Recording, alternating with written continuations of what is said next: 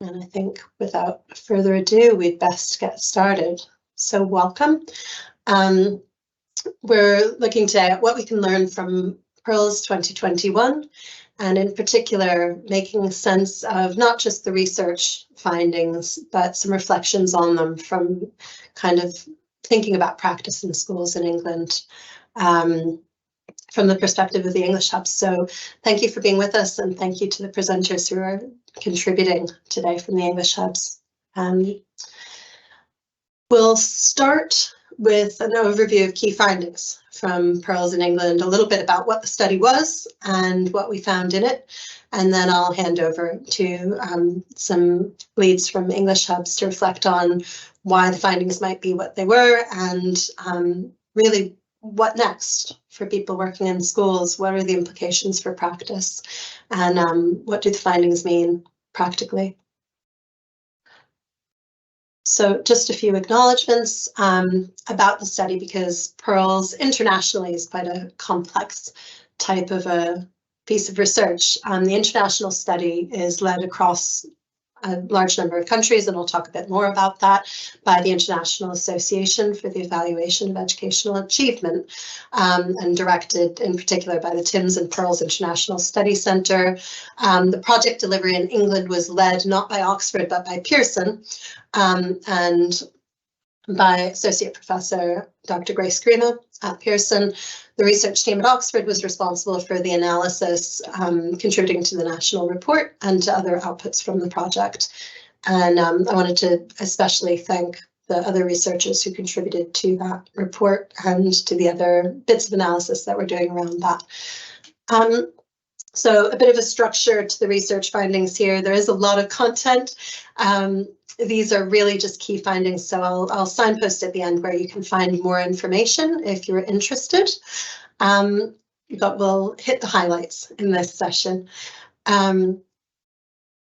So just to give a bit of context for what PIRLS is as a research study, so that we can make sense of the results. Give as brief an introduction as I can while giving enough information. PIRLS is Progress in International Reading Literacy Study. It assesses and compares the reading performance of pupils at approximately 10 years of age across about 60 education systems, or countries, broadly speaking. The number of countries participating does vary a bit between cycles of PIRLS, but PIRLS has been conducted every 5 years since 2001, so for about 20 years, and England has participated in every 5-year cycle since the beginning. There are 3 aspects of reading literacy that are assessed, and we'll touch on all 3 in the key findings here and in the reflections on them afterwards. So those are how pupils read different types of texts, and we'll say a little more about what those types are in a bit, what comprehension processes pupils use to read those different types of texts, and what attitudes they have towards reading. So we'll dig a little bit into each of those.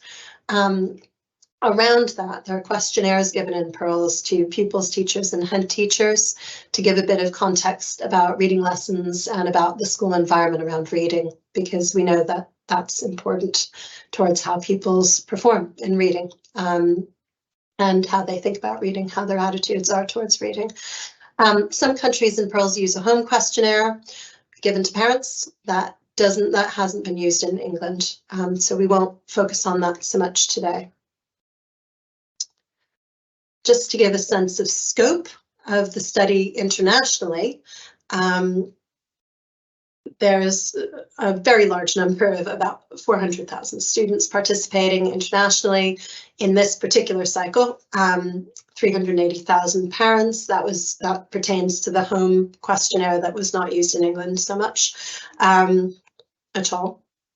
20,000 approximately teachers and 13,000 approximately school principals or head teachers across 57 countries and 8 benchmarking participants.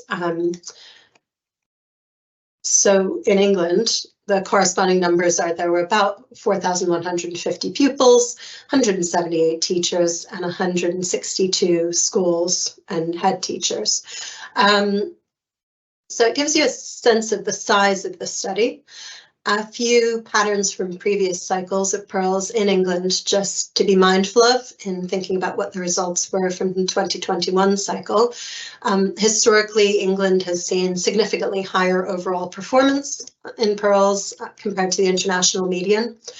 An increase in the average score on PIRLS from 2006 onwards, a larger than average gap between the highest and lowest performing pupils, looking internationally, and a larger gender gap than in many education systems, particularly in 2011.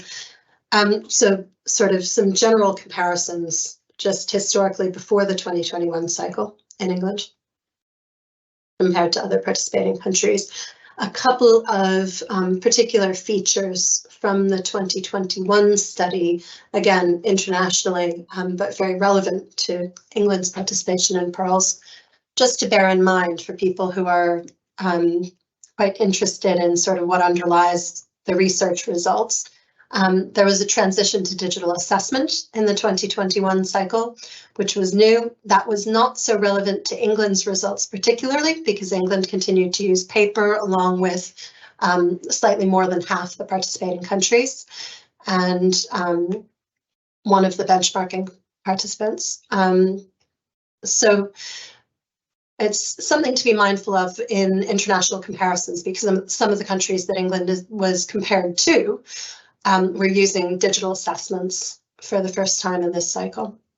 Where digital assessment was used, there was some technical work done with bridge samples in those countries in order to make sure that the digital PIRLS data could be linked to the overall trends from previous cycles.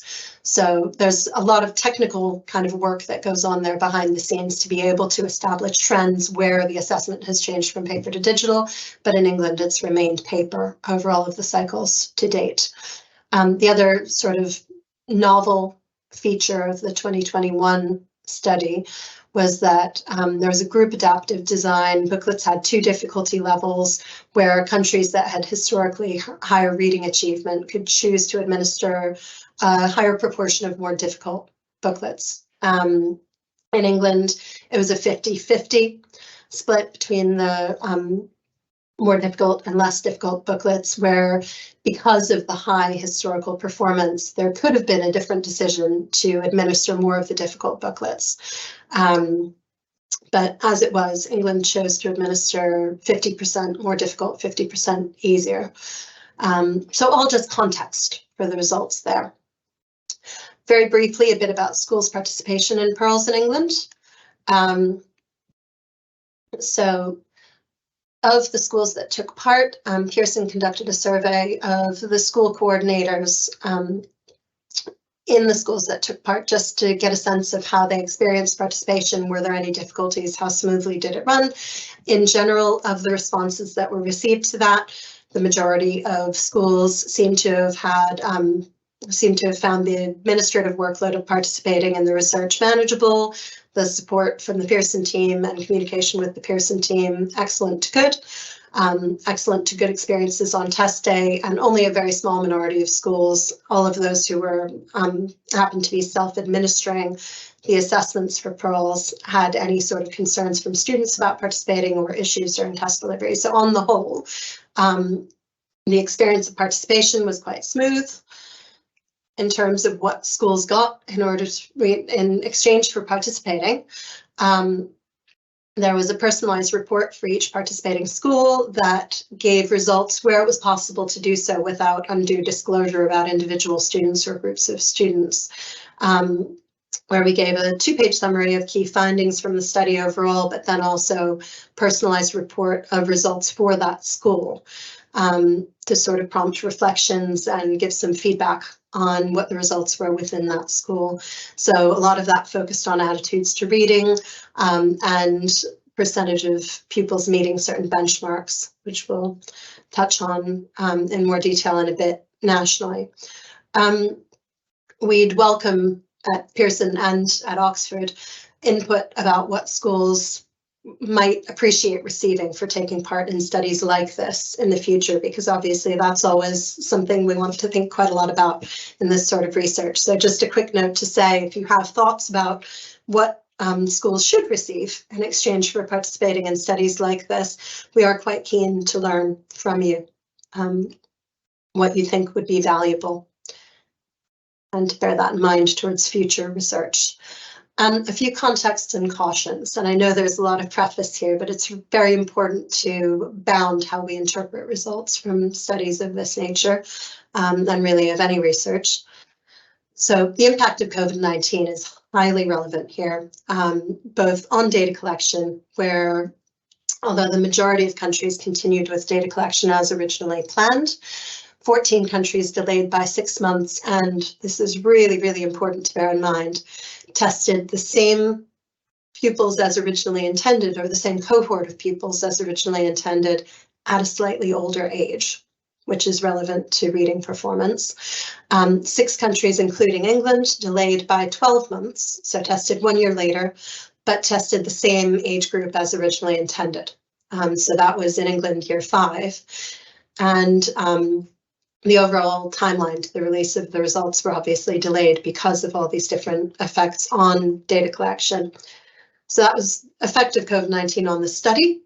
The effect on school operations, teaching and learning will probably be obvious to anyone who's attending this session, but important to bear in mind again that there were different circumstances in different countries.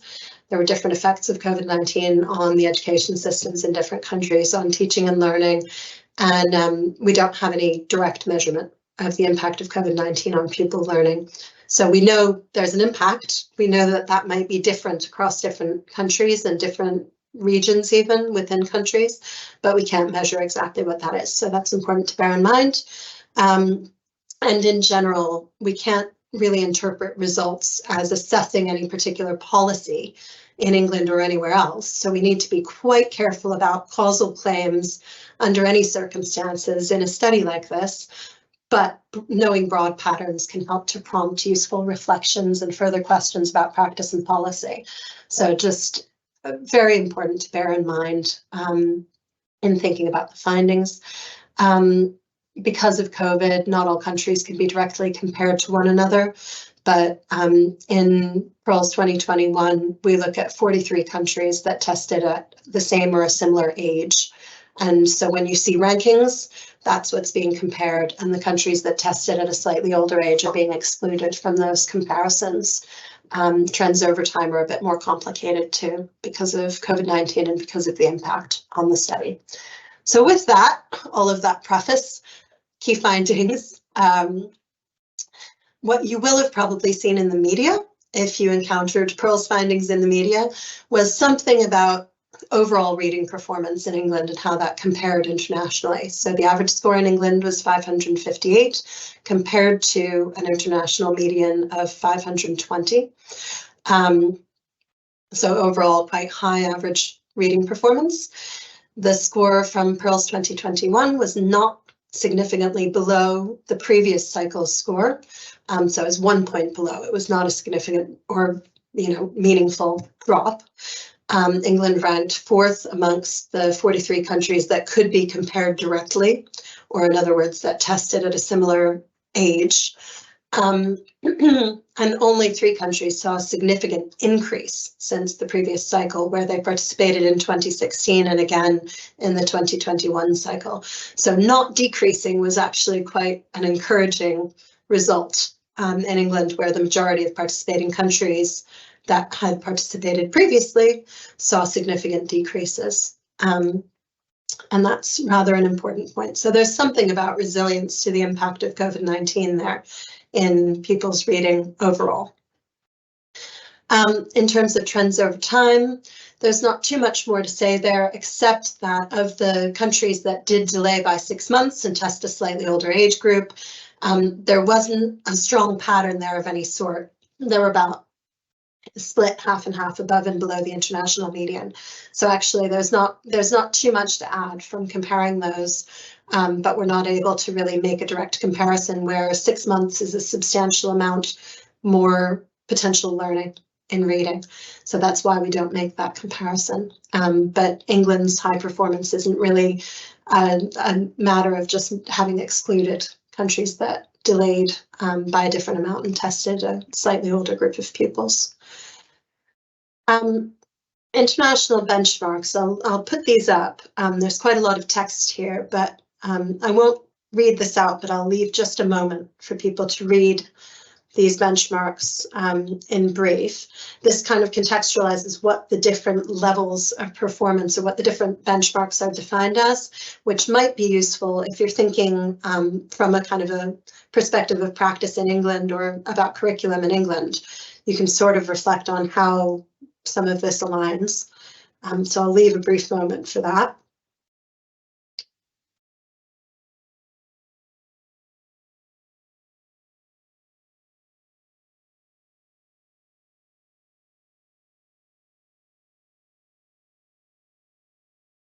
And with some sense of what those benchmarks entail then, from low to intermediate to high to advanced.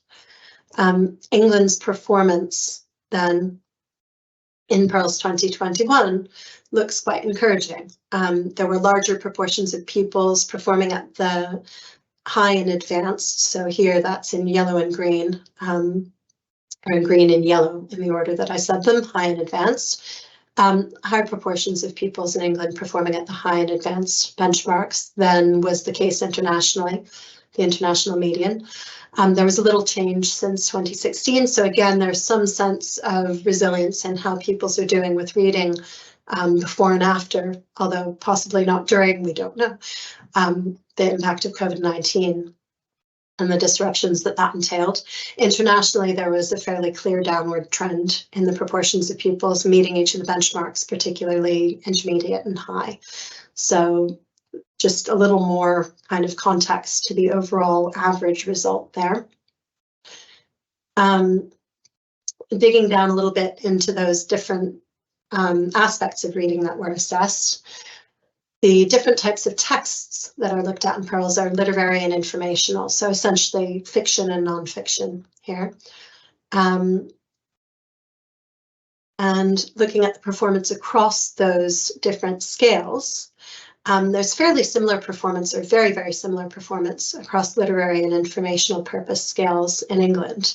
So that's a sense of similar strength of performance on those different types of texts in reading those different types of texts. It's not a matter of an equal number of marks, it's a matter of kind of the relative strength of performance. So there's a balance there across those scales within England. And in terms of the trends over time, you can see here England's trend in red compared to some of the participating countries that we chose in the national report to compare to. Australia, because it was English speaking, Singapore and Hong Kong, because they're particularly high performing. So just as a bit of a digestible set of comparisons, because we can't look across every single participating country and necessarily make sense of trends all at once very efficiently. You can see that the trends over time for literary purpose and informational purpose scales are a bit different here. And historically, there was more of a difference. In 2021, there wasn't a significant difference in England. And you can see here again, that's because there was a bit of a downward trend since 2016 and a bit of an upward trend since 2016 in the in the literary, a bit of a downtick and a bit of an uptick in the informational purpose. Neither of those was significant. So that's not a hugely central finding. Just the fact that there wasn't a significant difference in 2021 is worth noting. Reading process is another aspect. So this is the comprehension processes that students engage in reading. Was also an aspect assessed in PIRLS, and that is down to two scales, retrieving and straightforward inferencing, which hopefully makes some intuitive sense, and interpreting, integrating, and evaluating. So one is sort of a more straightforward comprehension process, and one is capturing something a little bit higher order. Here, what we see in England is pupils are relatively stronger on average on questions that require higher level interpretive and evaluative comprehension skills than they are for more straightforward retrieval and inferencing, which is sort of interesting. And that's common to English-speaking countries on the whole. Trends over time tend to be quite similar across the retrieving and straightforward inferencing and the interpreting, integrating, and evaluating scale scores. And that seems to be the case in England and in generally in English-speaking countries to some extent. In terms of gaps between the highest and the lowest performing pupils, where here we're talking about sort of for lower performing pupils, 10th percentile and below. For higher performing pupils, we're talking about 90th percentile and above. So the very bottom and the very top sort of ends of the distribution. I have the table up of performance on average at those percentiles and above and below. In general, the pattern is that gaps tend to be larger in lower performing countries and smaller in higher performing countries. And I noted earlier on that in England, historically, there's been a substantial gap. Long term, looking at the trends for the highest and the lowest performing groups, it seems like there's a reduction of the gap in England that seems to be, broadly speaking, over time, a result more of increases for the lowest performing pupils than it is of a decrease for the highest performing pupils. And the reason that I say that a bit cautiously there, as you can see, if you look at the graph on the right, from 2016 to 2021, there is a little bit of a reduction in the highest performing pupils' average performance, but that's a very small decrease. And overall, the general pattern over PIRLS cycles is fairly stable for the highest performing pupils, where in the graph on the left, you can see, broadly speaking, there's a pattern of increase for the lowest performing pupils that's more pronounced. So the reduction in the gap between highest and lowest overall seems to be, encouragingly, more a matter of the lowest performing doing better over time, which is really what we would want to see, where a gap is reduced.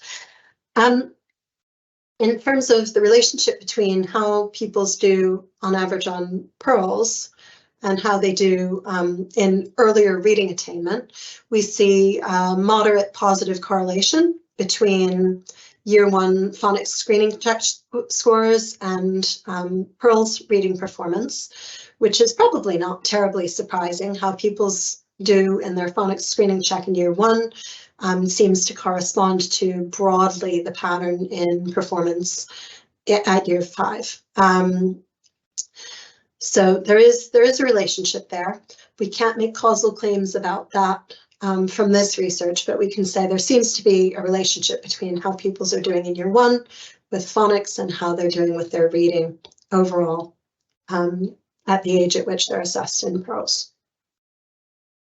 Similarly, and not very surprisingly, we see a positive relationship between Key Stage 1 attainment and PIRLS performance. So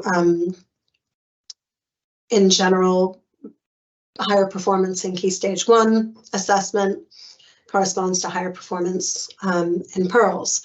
Over 90% of pupils who were classified as reading at greater depth within the expected standard at the end of Year 2 scored above the high international benchmark in PIRLS in Year 5. So that general positive pattern is probably what one would expect, but it just gives us a sense of the predictive power of earlier attainment for later reading.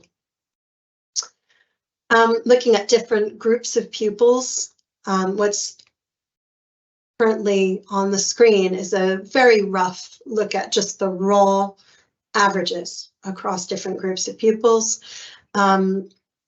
This sort of raw average performance is a fairly simplistic way to look at what's actually a very complex picture of different characteristics and different aspects of people's contexts that interact with each other. So we look at that just as a broad kind of initial sense of what the patterns might be. But what we've done in the national report, and probably a more meaningful look at different characteristics and how they're related to reading performance really requires accounting for those different aspects together.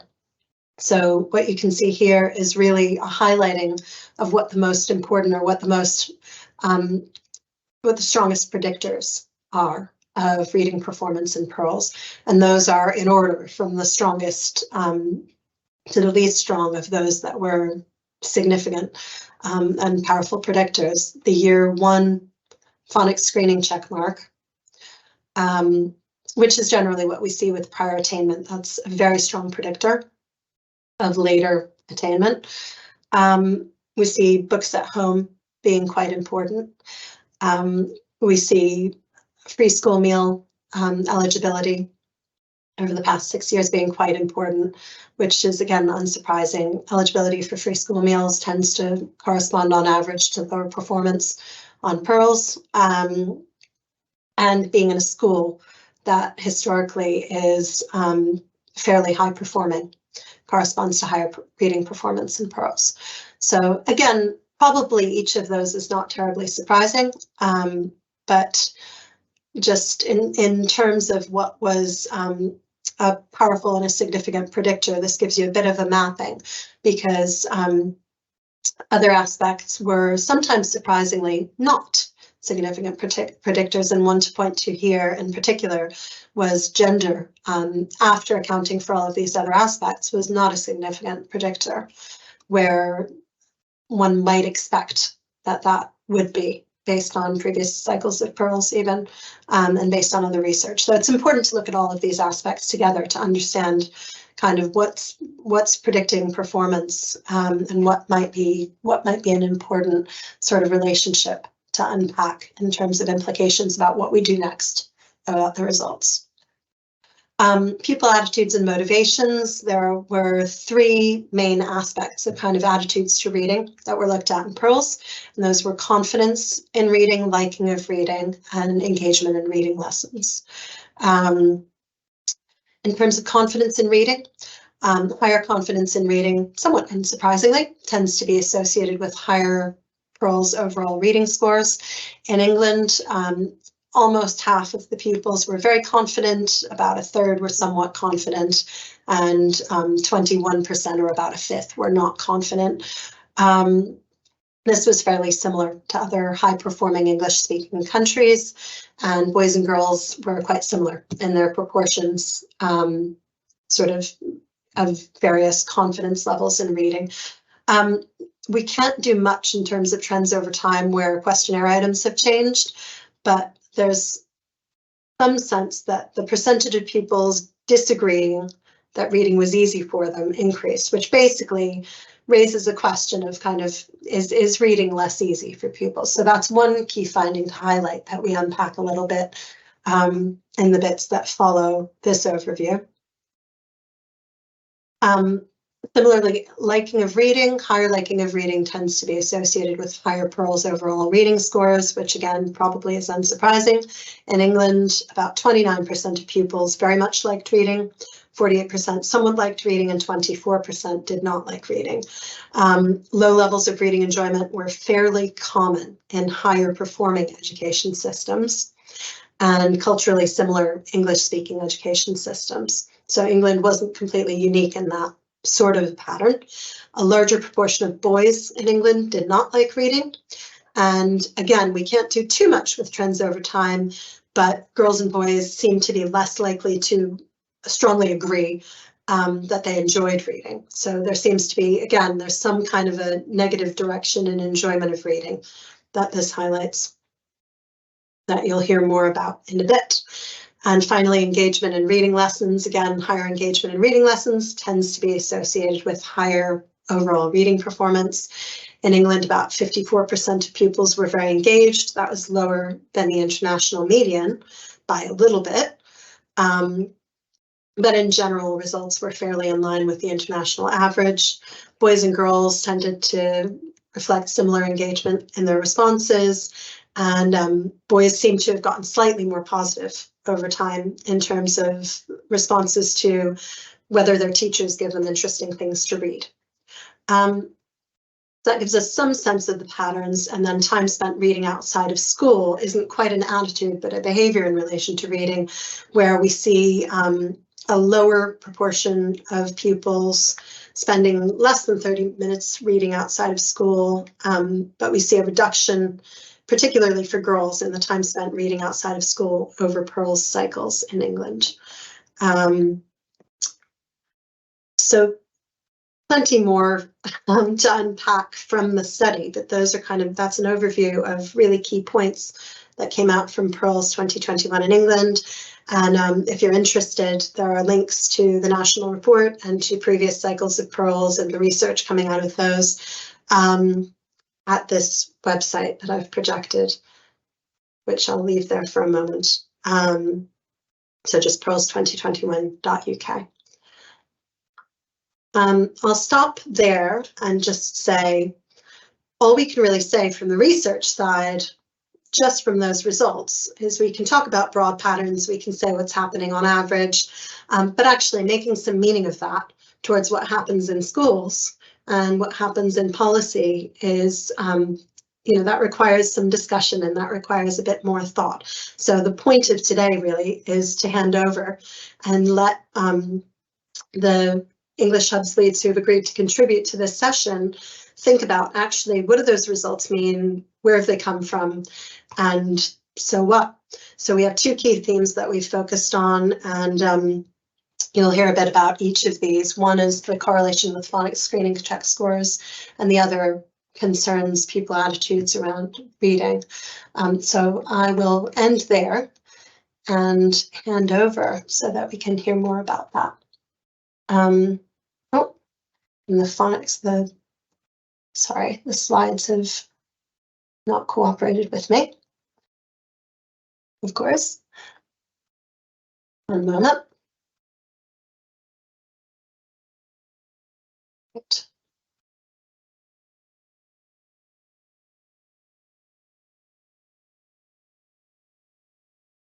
Should do better.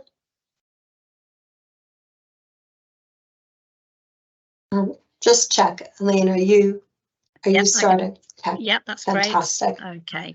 Great. Thanks, Ariel. So yes, thank you for inviting us along today just to reflect a little bit more on this study and obviously the implications and how it's getting us thinking as English Hubs.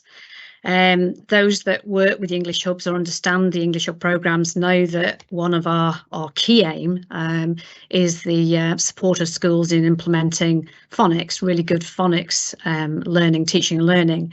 So first thing we want to pull out here is this moderate association that comes out with how children perform in their phonics screening check in year 1 and then overall their PIRLS score as they move into year 5. Now, it is a moderate association. There is correlation to be seen.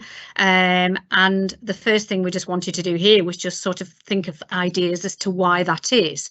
And I don't think anybody would disagree with the fact that when children start their reading journey more confidently and schools are supporting those children, with practicing fluency. So they're taking them beyond year 1 and into key stage 2. Making sure that there is appropriate assessment of reading, children are keeping up, intervention as required, so any gaps are filled. That's really going to have an impact on their reading later, their reading journey, and certainly their reading as they approach the end of key stage 2. And so what we're really saying here is, are we saying that confidence at year 1 will have an effect on the child's confidence as they move towards the end of key stage 2? The next slide, I won't get to it yet, of course, we'll obviously look at what schools are telling us as well. The other thing we wanted to pull out, just again going to page H2 of the report, it is a hefty study, so there's lots in there. I know Ariel summarised it very nicely. But again, is this the fact that the phonics screening check, can it be used as a predictor of reading performance? We also looked at number of books and eligibility with free school meals, but certainly the strongest predictor was how well children had performed in their phonics screening check. We have to remember in England, not all countries, but in England, you know, we all use phonics now as our main teaching children to read. And we start that as a strong start in reception. And that's really our focus. We know that phonics teaches the links, and it teaches children how to actually read, the skill of reading. So are we saying then that schools that are really taking that seriously and doing that well, are they actually prioritising reading as a whole? Because we know that the PIRLS data, the PIRLS assessment, is not just assessing the skill to read, it's assessing the comprehension, it's assessing also enjoyment and confidence in reading, attitude to reading. But we are seeing a link. And what we are sort of, again, we'll come to what schools are telling us, but well, the question is, if we get the phonics teaching right and it's taken seriously and prioritised, is that going to have an effect on the reading journey for a child as a whole? And then in general, higher confidence, again, coming to this idea of confidence, when does confidence begin?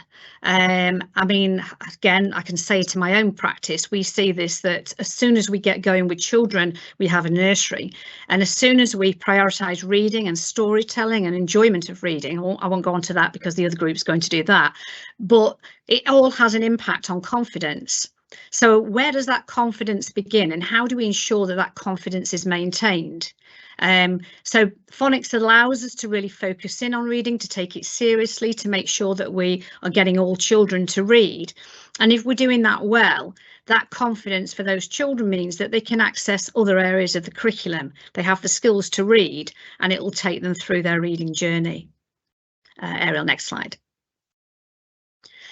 Now, this is interesting because although the English Hub programme haven't been involved in lots of data studies, we are gathering masses of data because we're involved deeply with so many schools, thousands of schools, and we're getting out into those schools and we're getting a lot of information. And that information basically is backing up some of these findings that are coming from the PIRLS study. So, for example, I've just taken one example there because I was very, very interested in this sort of, certainly at the more able end, about how well a child performs in their phonics screening check. Does that actually then, you know, affect how they perform at the end of Key Stage 2? Does it correlate with greater depth? And actually it does in my own just small sample. It might be interesting to do this in your own schools.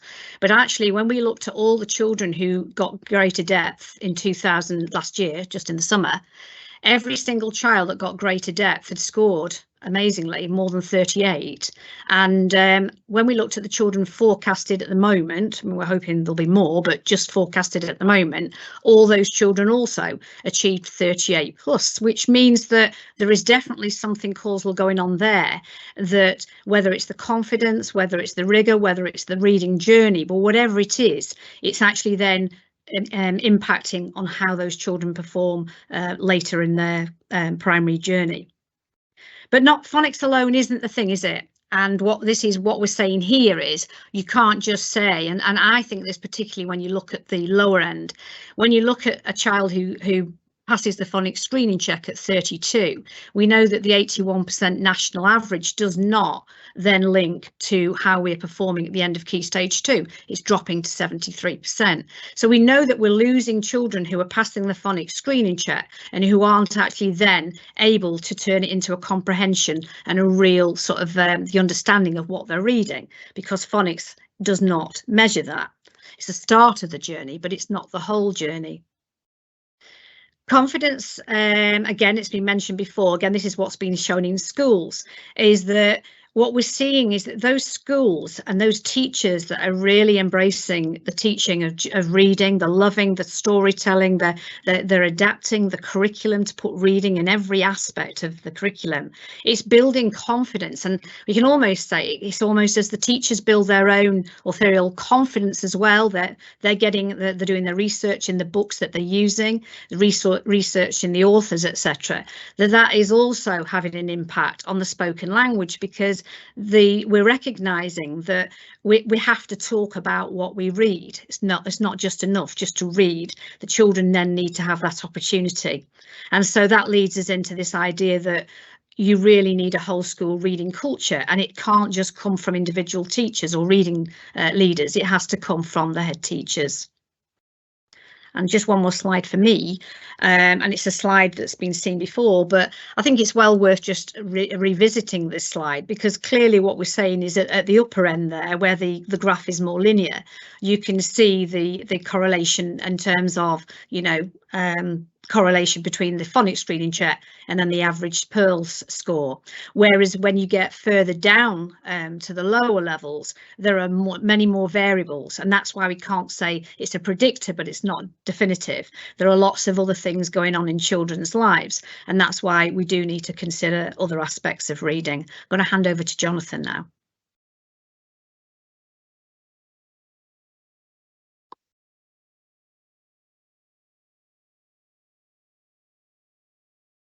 Thank you, Elaine. That's great. I wonder if we can have the next slide. Brilliant. So just really building upon what Elaine has said there, as the importance of phonics, we then looked at what other evidence there was to support the use of phonics as a sort of firm foundation for teaching the core basis of reading. So first of all, obviously on the screen you've got the EEF research, and the outcome from that says that phonics improves the accuracy of the child's reading, and it seems fairly obvious, of course, but if you can get that foundation laid firmly, those building blocks for reading, the phonics, are absolutely critical to ensuring that a child is able to accurately decode and read a word. But it goes on obviously to say, but it doesn't necessarily develop their comprehension. So whilst we've just seen a link around phonics being the basis for good comprehension, it alone, it's not good enough. You need to be able to then really teach and develop all aspects of reading. And so Elaine's just been talking about that wider curriculum and those opportunities to be reading to develop their comprehension and understanding. And so the building up of vocabulary is really key to this. And it's interesting that research says these things need to be taught explicitly. So we often think about the fact that schools may use phonics almost as a means to an end to pass a screener, to get them over the line, but then they might fall off the cliff. We sort of go, well, they can read, they're 7 and they can read now, but they may not be really confident, fluent, avid readers, and that doesn't happen by accident. And so what the evidence is saying is phonics is the beginning, but you need to keep on putting the bricks, building the house to ensure that they become successful readers. So what you've just been looking at is that quote there where phonics is the foundation of comprehension. Without it, you can't go on to read that successfully. But of its own, it's not enough. So when you come to the DFE research, that has cited a lot of different aspects of different research over time, but it is saying, in summary, that the UK and international research shows, the DFE is saying overwhelmingly, that systematic phonics teaching in a language-rich curriculum is the most effective way of teaching reading. And I think the key there is this language-rich curriculum. We keep coming back to phonics is the starter, but it's got to be placed then into the wider curriculum, building the vocabulary, the richness of that language in the wider curriculum, that you might then get that comprehension and understanding. So most recently, the report that came out about the impact of the English Hubs program, where it was analysed where the schools that were being supported and following a systematic synthetic phonics program with rigour, that there were 7 percentage points higher than the other cohorts. So there seems to be this growing weight of evidence around the fundamental importance of having phonics right at the start as the building blocks, but of itself isn't the only aspect of teaching reading. It then needs to go deeper and further. So moving into the next slide, we're saying, what next? What are the lessons learned from all that we've just been saying? So there's 2 main aims of the English Hubs programme here stated. It is around that early reading, systematic synthetic phonics. Is actually, you would build into that third around early language. So it's that early oracy, building up those that language development into a systematic synthetic phonics programme. But then, which we're going to go on to shortly, that culture that we've been touching on around within a school that promotes a love of reading. And so with that in mind, we're saying implementing the SSP, as I've been saying, alone is not enough. You've got to take that as the start and have this whole school strategy. As Elaine's just said, you've got to get the school leaders, you've got to get the head teacher leading that culture, that strategy within a school to ensure that almost everyone is a teacher of reading and every lesson is a reading lesson, that it's interwoven throughout the day.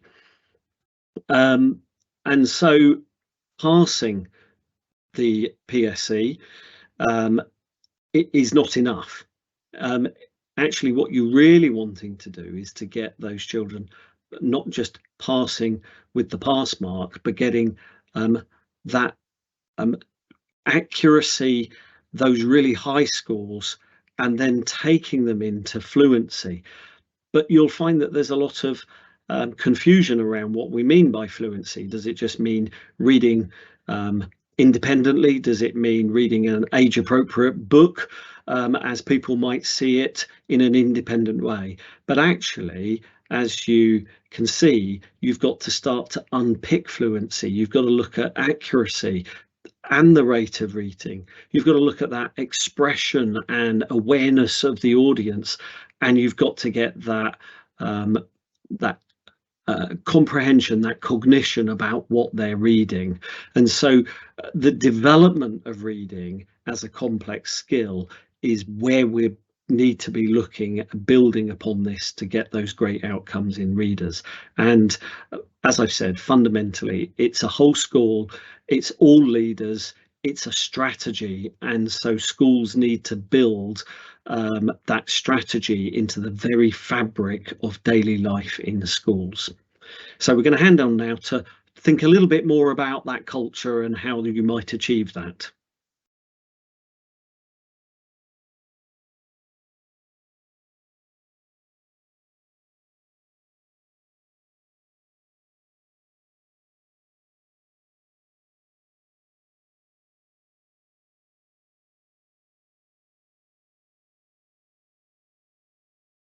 Hi, yes, so I hope everyone can hear me.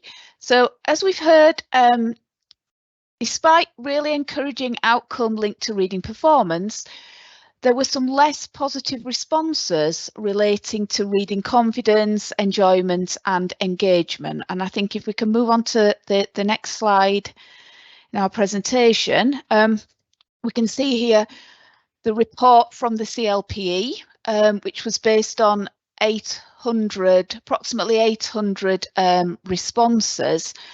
And you can see from some of the extracts here from the report, considers the missed opportunities really for schools to create those communities of readers and to immerse pupils in positive literary experiences due to the lockdown as being a possible contributing factor to a reduction in reading confidence, enjoyment and engagement. So I suppose really we'd sort of start this section of the presentation this evening just to say, as schools, now that we're all back in school, have you considered these elements within your provision? Have you re-established them to the extent that they were before? Because if they've been identified as possible contributing factors to that reduction in engagement and enjoyment from our pupils, then that really signposts us to the importance of including them in our provision. If we move on to the next slide. The next slide really just offers, this slide offers a small selection, a really small selection of other possible factors which could contribute to a reduced engagement with reading from our pupils. I think my colleagues are going to go on and look at some examples of how we can respond to these, but we felt it was just important really to just take a moment and consider some of those other contributing factors. So if we just look at some of these here, we've got those and I think we would all agree there are increasing demands upon both children and adults' attention. There is much more now in our environment that draws on our time, that is potentially more enticing for both adults and pupils, and could lead to diluting those connections to reading and to time spent dedicated to reading. So it's really worth thinking about those in terms of the effect that they're having on our pupils' attitudes to reading and their choice of reading, the time that they spend reading.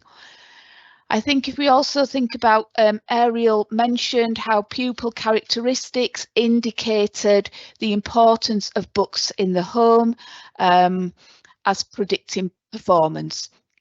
So it's really worth considering that if children are living in a home environment, a community which does not actively encourage reading in any of its guises, could this also be contributing to reducing that profile of reading and not giving children opportunity to be immersed in literature and those conversations around book talk and so on, and simply just really seeing their families, adults, engaging in reading, and that could be any kind of reading really. And as adults, we may well be disengaging with some of those more traditional kinds of reading. So perhaps it's more difficult for pupils to connect to role models as readers because the reading that we undertake is not the kind of reading that we would traditionally see as reflecting a reader. So it's just thinking about where children are picking up on individuals as readers. In our setting, we've done a lot of work with our families around their own opinion and understanding of themselves as readers and what they're actually sharing with their children in terms of what makes an effective reader and what reading they undertake themselves, to try and sort of re-establish role models around reading. And then finally, just something to consider in terms of our provision up to this point. Perhaps it's that we have directed our efforts in school sometimes towards a more narrow group, for example, around encouraging boys to become readers and to read more and spend more time engaged in reading. And unintentionally, we've excluded other groups of pupils from some of our elements and some of the curriculum areas and some of the work that we're doing around reading when we're planning and promoting a reading culture. So that's really just the sort of just a really quick sort of run through some of the possible reasons for those findings in that decline around confidence and engagement and enjoyment. And I think I'm going to pass the baton on to Matthew now to introduce us to some sort of elements of good practice. Thanks, Liz. reflect on the findings, we've been thinking about the work we're doing at Cheston Primary School, which is where the Wandle English Hub is based in London. We've reflected on research from Professor Teresa Kremin at the Open University and her colleagues there, as well as more recently the reading frameworks from the DfE and the guidance involved in there, and really thought about practical things we could implement in our school with our children, with our community, to promote that really rich reading culture and reading for pleasure. One of the things we spent a lot of time on is really carefully thinking about the book selection we have available, or the text selection we have available to children within the classroom, within the school library, and the books in the wider reading environment in school. We've had to make sure that our teachers and our colleagues have a really good knowledge of children's literature. And that isn't just books, but also comics, graphic novels, really think about the diversity of genre we have on offer to our pupils, and think about poetry, non-fiction, and other text types, as well as digital text. And we spent a lot of time ensuring that the books that children have access to in the classroom, in the school library, are of really high quality and relate to their interests. We've also thought about, and Liz mentioned some research from CLPE, another piece of work they've done around reflecting realities and thinking about how the children within our school and wider society are reflected in the books that we read. So we thought really carefully about ethnic diversity within the books. We thought about ensuring the books have characters with disabilities, and different family types, and all different kinds of factors to make sure that the children feel really reflected within the books they read, which was really boosted their engagement in those texts. The other element we thought carefully about is really protecting that read aloud time. So that happens daily, at least once, if not more, in classrooms. And again, we thought about the diversity of genre within the books we're reading. So again, non-fiction, poetry, and lots of other text types that are read aloud to children. That time is protected every day, so it happens every single day without fail. We've kind of shifted it. It was at the end of the day, but we recognise that giving out letters and book bags and so on, that time sometimes falls off. So we moved it to just after lunch to make sure that time is really protected. We thought carefully about how we can use that read aloud as a springboard for children's own volitional reading. So alongside having the book we read aloud in the book corner for them to access, we might also have books that are by the same author or illustrator, so they can also go and read books if they've enjoyed that same book there. We then also use that to encourage book chat. So we might model that as an adult and with another adult in the class, but also engage in book chat with children in our own classes too. And crucially, both of these elements have, again, as I mentioned earlier, relied on us as adults knowing children's literature really well, but also knowing our children's readers really well. So what books they might like, what books they might like to enjoy. On the next slide, there's just a link to a website from the Open University with some more examples of practice. So practical things that schools can do to embed that reading for pleasure culture within their settings. I think I'm handing over to Helen now for the next slides. You are. Thank you, Matthew. If I could have the next slide, please.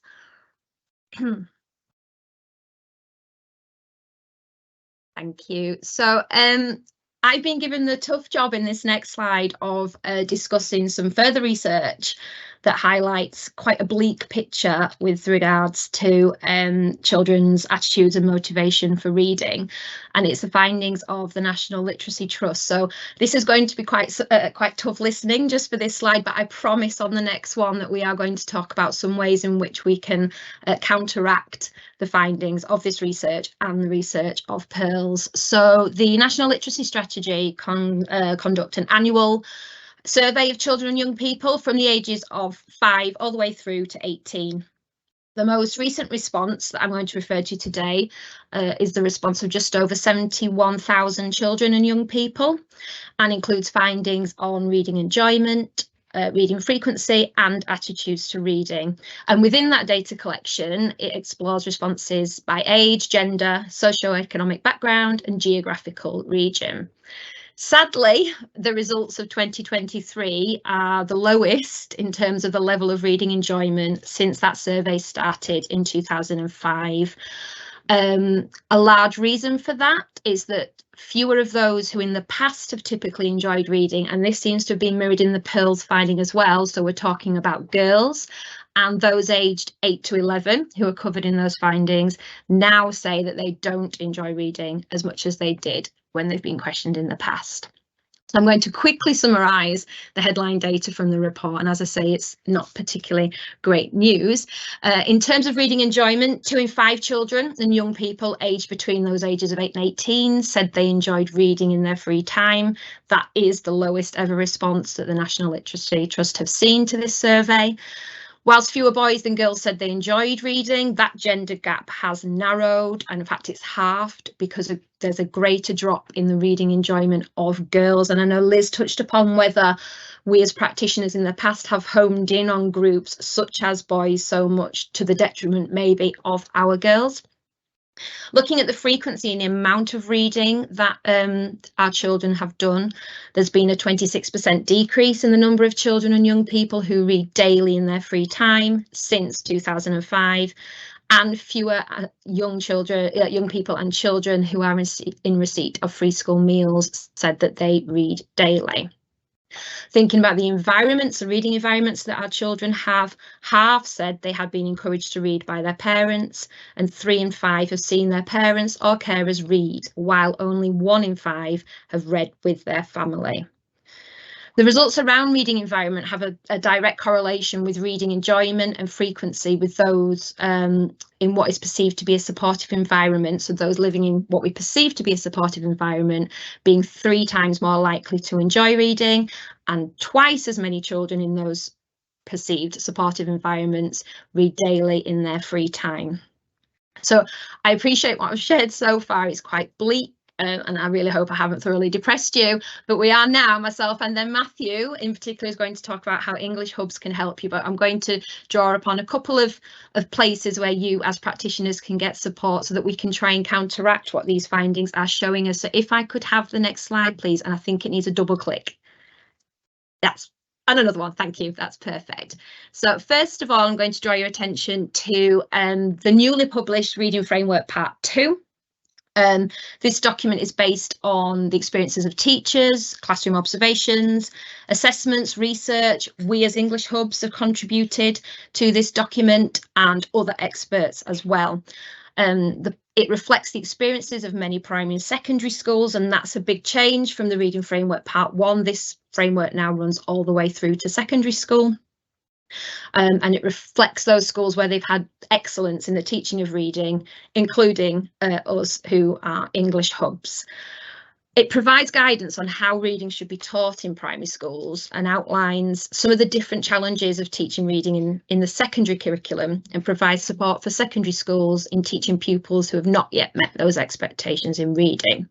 So it has lots of aims, but one of them, the one pertinent to what myself and my colleagues are talking about today, is in section 8 of the Reading Framework, where the aim is to support schools in motivating pupils to develop that love of reading.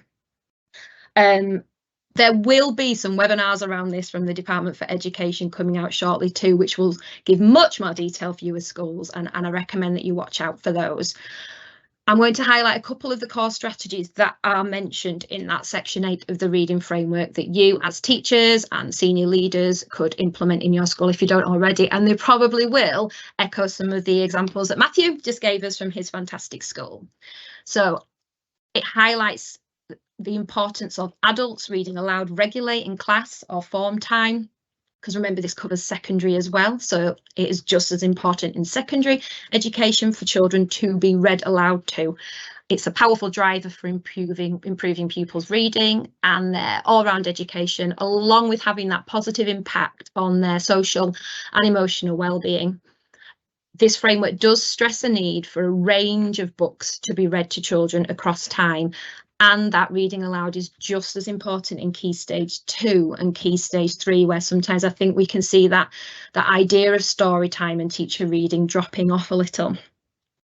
Another strategy that's mentioned in the framework is time for informal book talk, including giving recommendations as an adult and peers giving recommendations to each other through book clubs.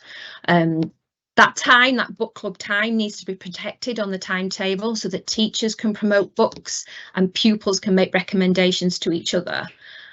In the Reading Framework, when you go to section 8, it gives ideas on how best to do this and includes an audit for schools to carry out to look at what they are currently doing and think about how they might improve this further.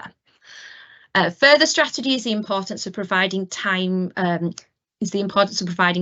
to read, and it's highlighted alongside providing sociable reading environments. Again, in the framework, there's an audit around this that you as practitioners can carry out to look at your current provision in school.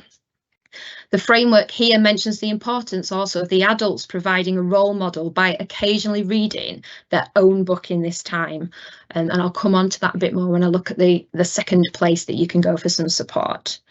So the idea of a teacher as a reader really does bring me on to, and I know Matthew's just touched on this a bit, but the research of Teresa Kremin.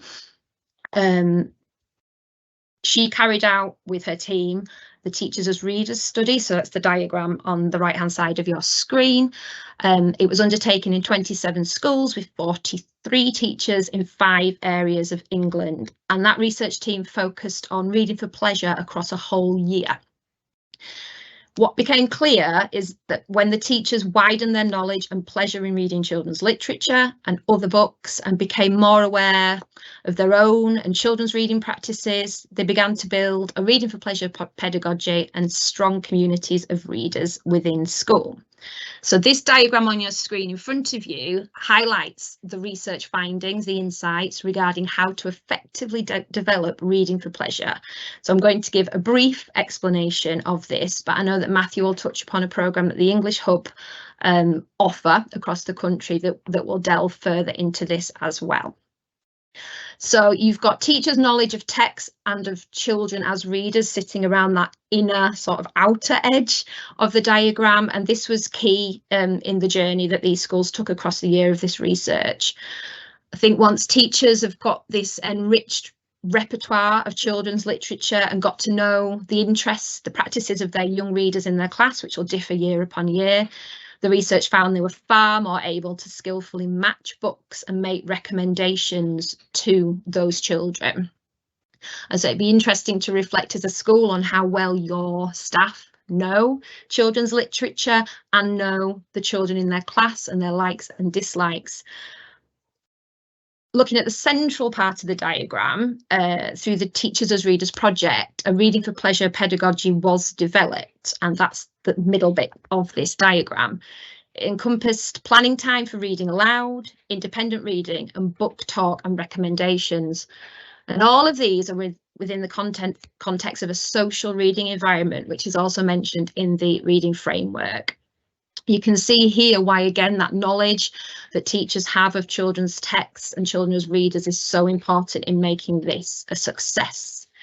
But what was found is that these alone, doing these things, is not enough and is dependent on to what extent these practices are what is referred to as RIST, which you can see across the middle of the diagram, which stands for reader-led, informal, social, and then with texts that tempt the children. Around that very outer edge is the mention of reading teachers, and it was found in this project that some, not all, but some of the teachers developed as reading teachers, where they were teachers who read themselves and readers who teach. On these slides, and I'm not sure if these are going to be distributed, but there is a link to a video where Teresa Kremin herself and a practitioner who took part in this research talk a bit more in depth about how she as a teacher became a teacher who reads and a reader who teaches, and it might be worth having a look if you have some time outside of this symposium. The teachers that did perform in that way were found to really open up in class and enrich the development of reading communities by sharing their personal responses with the children. And then you've got the far outer section of the diagram, which highlights the importance of reading communities. They'll be different. They'll be differently shaped in every classroom. They might be different year upon year, depending on the children, as they respond to all stakeholders who are involved in that reading practice. So that's the young people in front of the teachers, that's the teachers, any other additional adults, and also the parents of those children. I think true communities of engaged readers are characterised through the research as being reciprocal and interacting with one another, not just conforming. And I think that's something as practitioners that we need to keep in our mind. So to create these communities, teachers need all of the inner parts of that diagram, to create a community where enjoyment is placed at the centre of the classroom practice. And Matthew is now going to tell you how we as English Hubs can help you with that.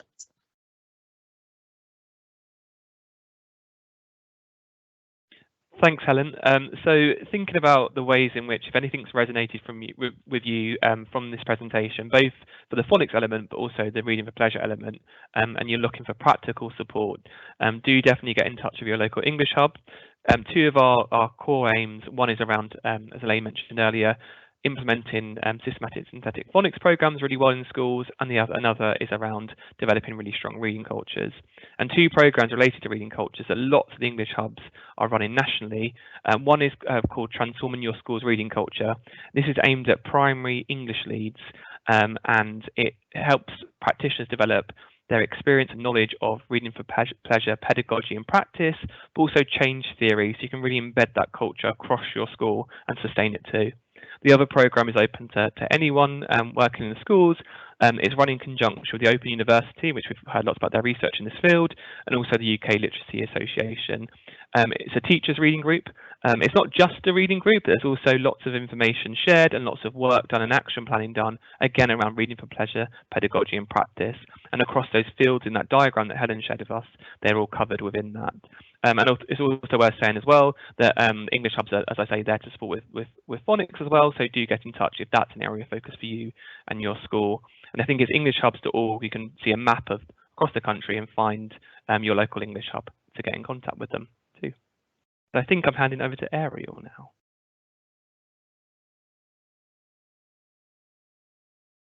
Thank you.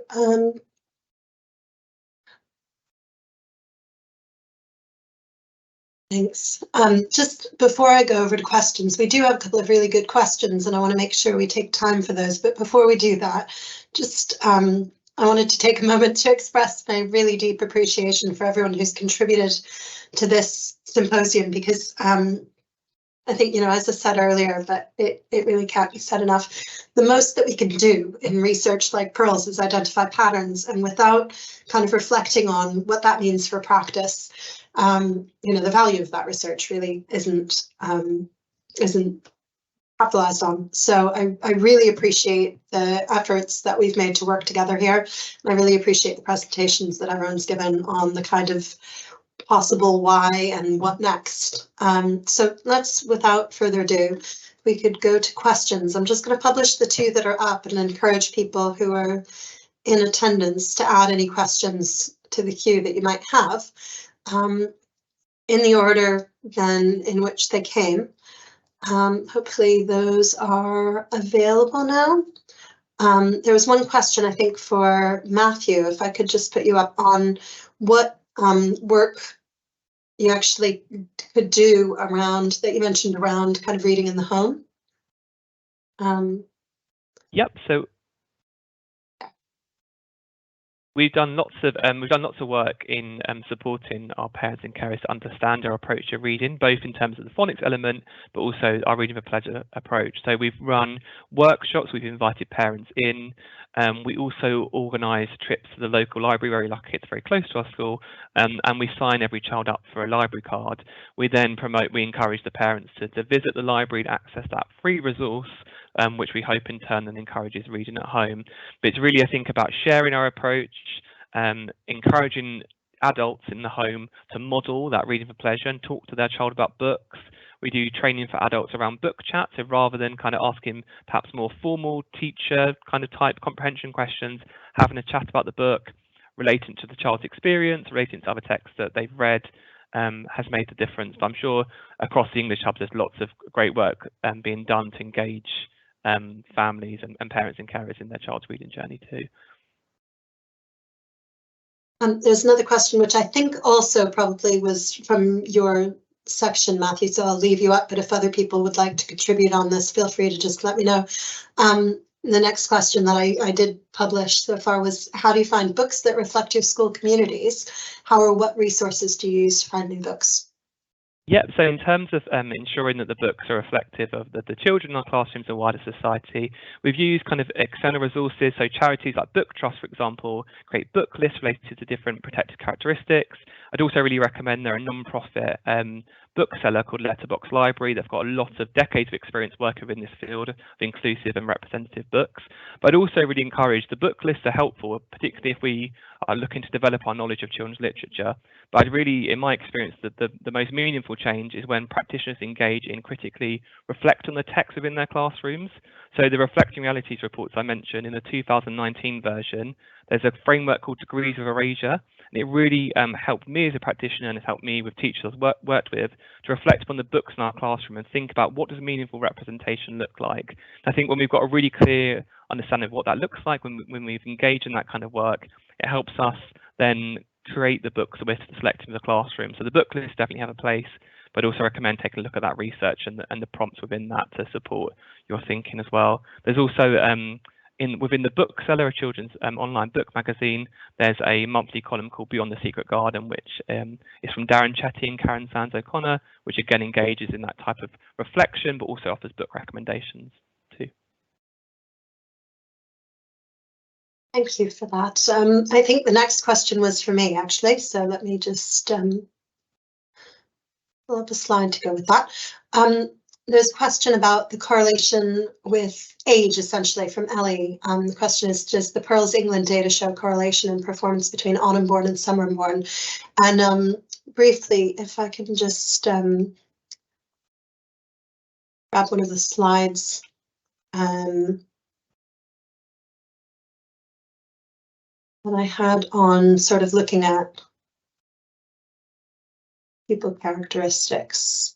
We did have age in the sort of combined model that we ran to account for everything together around ethnic group and age and prior performance. I didn't flag age here. It was significant, but not substantial in terms of the relationship between age and performance after accounting for all of these other aspects. But there was a positive relationship between age and years, the way that we dealt with it here, and performance, which basically means what you would expect, where pupils who were slightly older within year did better. But that was less of a substantial kind of a relationship after having accounted for prior performance on the phonics screening check, after having accounted for free school meal eligibility and all of these other sort of more powerful predictors. So there is a correlation, there is a relationship, but it's not as strong perhaps as some of these other relationships. I don't see any other questions posted, but if there are any more, I would encourage you to share them. We do have a little bit more time.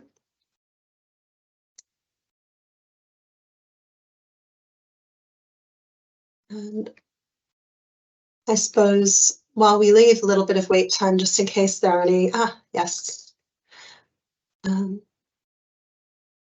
So one more was, what key reading strategies do you use in class? And I think this could be for anyone to jump in from the other presenters. What key reading strategies do you use in class to ensure that children in year 1 who score 32 or 33 achieve in the year 6 SATs? Is there anyone who'd particularly like to jump in on that? Elaine? I don't mind coming in on Sure. that. I think the answer to this is, when you say reading strategies, I think what we're finding is it's not just, it has to be something that's integral right the way from year 1 to year 6.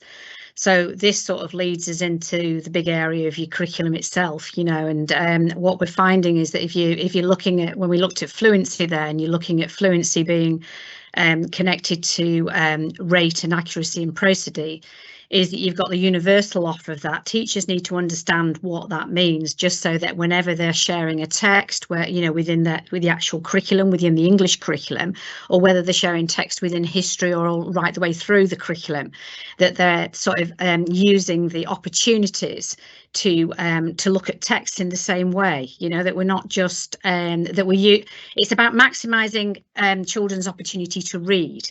And I think when we go into schools that serve the most disadvantaged, we know that the issue is they're not getting the reading necessarily at home, and so everything they're getting is within the hours of the school day. So when we've gone in to support schools and we've started supporting with phonics, we've ended up having a deep discussion around timetabling, because what we're finding is that, you know, you're not going to get these children to where they need to be purely by an English lesson every day.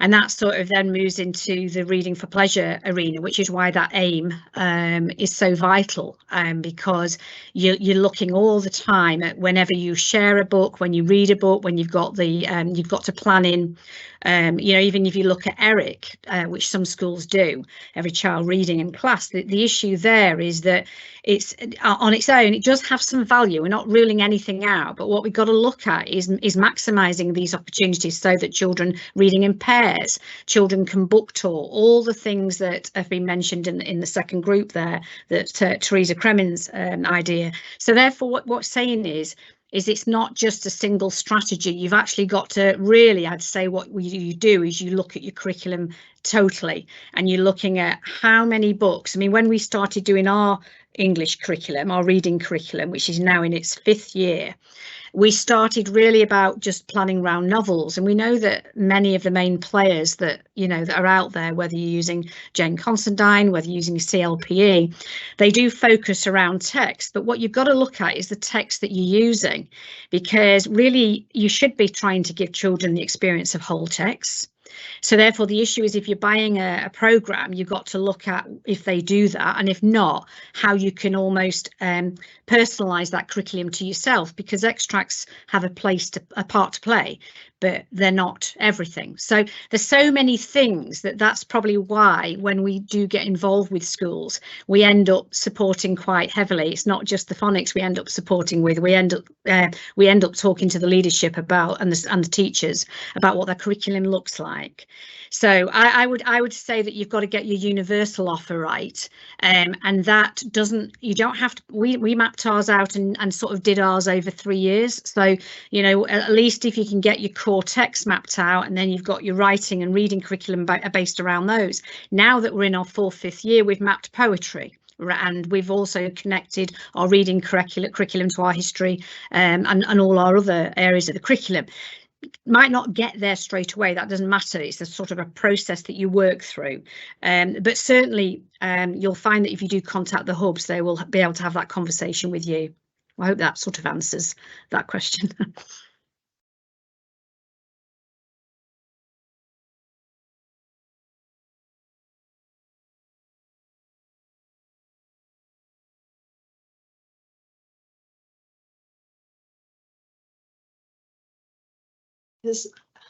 Matthew, another one for you. I'm not sure if you can see that in the Q&A, but it says Matthew mentioned some research in his answer. I didn't catch what he said. Could he repeat it, please? This is from Julia. Yep, it's I think it's the Reflecting Realities research from the CLPE. Is the name of it. It's released every year, so it's the next one's coming out in November. I think it's due out. So Reflecting Realities. If you Google that, it will come up from the CLPE.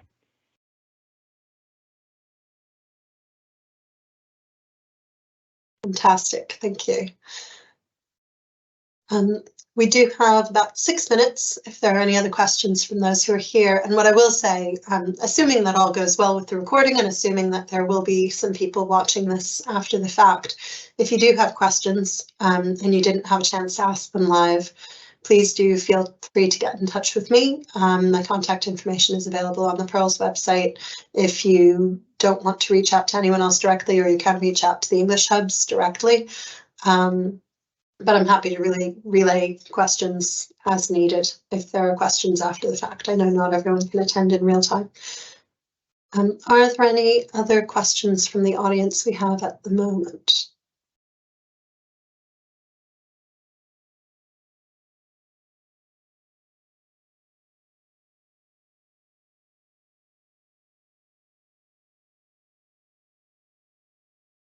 Well, in the absence of any questions posted then in the last 5 minutes, I suppose I'll open up the floor in case any of my co-presenters here have any questions for one another or kind of final thoughts to share in addition to anything that you've said. You don't have to tack anything on here, but you're more than welcome if you have kind of final reflection that you think we didn't draw out somewhere else, I'll open the floor.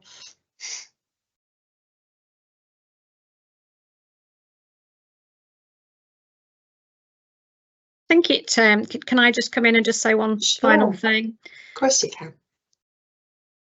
If you remember on the bottom of one of our slides, it says that policy is currently under discussion, and I think it's worth people knowing that whilst we're being asked, how can hubs support with fluency and what work is being done, this is all under discussion at the moment. So whilst we know that 90% of the funding, I pull that from I don't know where, but is being directed at phonics, in particular implementation of an SSP and making sure that it's rigorous and it's effective and it's driving standards, and then we've got other funding pots to support with those other two aims of early language and enjoyment of reading.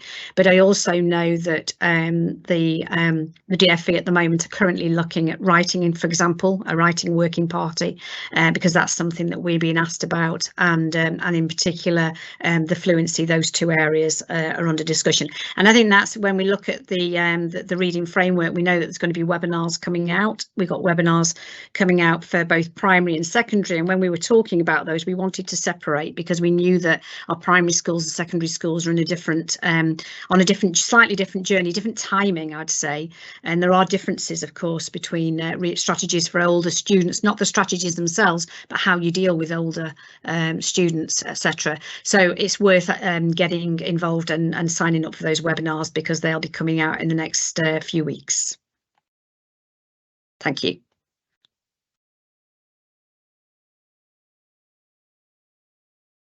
Thank you. That's really useful, and I think hopefully this is helpful to have drawn out some really specific actions that people can take and information that they can access as kind of next steps. I think unless there's any last thought from the group that we have here presenting, we can probably draw to a close here. Are you all happy with that?